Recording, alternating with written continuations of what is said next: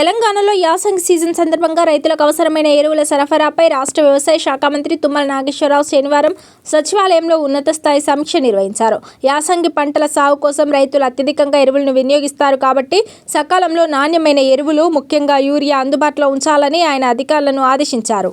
వచ్చే జనవరి, ఫిబ్రవరి నెలల్లో యూరియా వినియోగం గరిష్ట స్థాయికి చేరుకుంటుంది కాబట్టి ఆ డిమాండ్ను దృష్టిలో ఉంచుకొని ఇప్పటి నుంచే తగినంత యూరియా నిల్వ చేసి పంపిణీకి అవసరమైన అన్ని చర్యలు చేపట్టాలని మంత్రి స్పష్టం చేశారు. ఈ సమీక్షలో వ్యవసాయ శాఖలోని ఉన్నతాధికారులు, సంబంధిత ఏజెన్సీల ప్రతినిధులు పాల్గొన్నారు. రైతులకు అవసరమైన యూరియాను సకాలంలో అందించేందుకు రాష్ట్ర ప్రభుత్వం, కేంద్ర ప్రభుత్వ సహకారంతో చురుకుగా కృషి చేస్తోందని మంత్రి తుమ్మల నాగేశ్వరరావు తెలిపారు. ఈ మొత్తం సరఫరా ప్రక్రియలో ఎటువంటి ఇబ్బందులు తలెత్తకుండా రాష్ట్ర ప్రభుత్వం అన్ని స్థాయిల్లో పర్యవేక్షిస్తూ అవసరమైన చర్యలు తీసుకుంటుందని ఆయన వివరించారు. ప్రస్తుత వివరాల ప్రకారం రాష్ట్రంలో ఇప్పటికే 2.48 లక్షల టన్నుల ఎరువుల నిల్వ అందుబాటులో ఉంది. ఇది యాసంగి ప్రారంభ దశ అవసరాలకు భరోసా ఇస్తుంది. కేంద్ర ఎరువుల శాఖ డిసెంబర్ నెలకు గాను రాష్ట్రానికి 86,000 టన్నుల యూరియాను కేటాయించింది. ఈ కేటాయించిన యూరియా ఇప్పటికే వివిధ పోర్టులకు చేరినట్లు అధికారులు మంత్రికి తెలియజేశారు.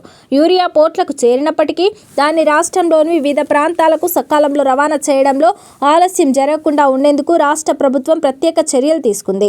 ఈ అంశాలపై వ్యవసాయ శాఖ మంత్రి తుమ్మల నాగేశ్వరరావు కేంద్ర మంత్రులను స్వయంగా కోరారు. యూరియా రవాణాకు అవసరమైన రైల్వే ట్రాక్లను త్వరితగతిన కేటాయించడం, పోర్టుల వద్ద అనుమతులు మరియు హ్యాండ్లింగ్ ప్రక్రియలను వేగవంతం చేయడం వంటి కీలక అంశాలపై దృష్టి సారించారు.